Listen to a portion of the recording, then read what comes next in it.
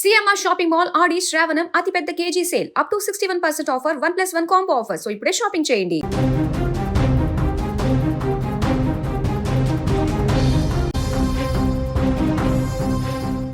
Mega డిఎస్సిపై YSRCP చేసిన ఆరోపణలకు మంత్రి లోకేష్ గట్టిగా కౌంటర్ ఇచ్చారు.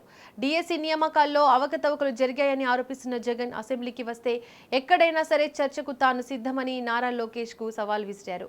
141 రోజులు పెట్టినా కేవలం 148 రోజుల్లోనే మెగా డిఎస్సి 2025 నియామక ప్రక్రియను పూర్తి చేశామని స్పష్టం చేశారు. అసెంబ్లీ వర్షాకాల సమావేశాల్లో మెగా డిఎస్సి 2025 నియామక ప్రక్రియపై మంత్రి లోకేష్ పవర్ పాయింట్ ప్రెజెంటేషన్ ఇచ్చారు. ఎన్నికలకు ముందే ప్రతి ఏడాది డిఎస్సి నియామకాలు చేపడతామని హామీ ఇచ్చామని, అధికారంలోకి వచ్చిన తర్వాత ఆ హామీ మేరకు నియామక ప్రక్రియను పూర్తి చేశామని అన్నారు. మెగా డిఎస్సి నోటిఫికేషన్ ఇచ్చిన తర్వాత వైఎస్ఆర్సీపీ నాయకులు కావాలనే 141 కేసులు వేశారని లోకేష్ ఆరోపించారు. అయినా ఎక్కడా నియామక ప్రక్రియ ఆగకుండా అన్ని నిబంధనలు పాటిస్తూ పూర్తి చేశామని చెప్పారు. మొత్తం ప్రక్రియను కేవలం 148 రోజుల్లోనే పూర్తి చేశామని వివరించారు. డిఎస్సి నియామకాల్లో రిజర్వేషన్ విధానం కూడా కీలకంగా ఉందని అన్నారు. వర్టికల్, హారిజంటల్ రిజర్వేషన్ విధానాలను అమలు చేశామని కోర్టు స్పష్టమైన ఆదేశాలు ఇచ్చిందని చెప్పారు. కోర్టు ఆదేశాల ప్రకారమే నియామకాలు చేపట్టామని స్పష్టం చేశారు. దేశ చరిత్రలోనే డిఎస్సి నియామక ప్రక్రియలో ఈ తరహా రిజర్వేషన్ విధానాన్ని అమలు చేయడం ఇదే తొలిసారి అని మంత్రి లోకేష్ తెలిపారు. నియామకాలను పూర్తిగా పారదర్శకంగా నిర్వహించామని, అందుకే వేలాది మంది ఉపాధ్యాయులు స్వచ్ఛందంగా ముందుకు వచ్చి ప్రభుత్వానికి మద్దతు తెలిపారని వివరించారు. అయితే డిఎస్సి ప్రక్రియపై జగన్ బృందం చేస్తున్న ఆరోపణలను లోకేష్ తీవ్రంగా తప్పుపట్టారు. వైఎస్ఆర్సీపీ నిరాధారమైన ఆరోపణలు చేస్తోందని మండిపడ్డారు. కులం, మతం పేరుతో రాష్ట్రంలో చిచ్చు పెట్టే ప్రయత్నం చేస్తున్నారని ఆరోపించారు. ఇదే సమయంలో జగన్ పై నేరుగా సవాల్ విసిరారు మంత్రి లోకేష్. జగన్ అసెంబ్లీకి వస్తే డిఎస్సిపై చర్చించడానికి తాను సిద్ధంగా ఉన్నానని చెప్పారు. అసెంబ్లీలో అయినా ఎక్కడైనా సరే ఈ అంశంపై చర్చకు రెడీ అంటూ స్పష్టం చేశారు. ఇక టీచర్ల విషయంలో కూటమి ప్రభుత్వం తీసుకుంటున్న చర్యలను కూడా లోకేష్ వివరించారు. టీచర్లను సింగపూర్, ఫిన్లాండ్ వంటి దేశాలకు పంపించి అక్కడి విద్యా విధానాలను పరిశీలించే అవకాశం కల్పిస్తున్నామని చెప్పారు.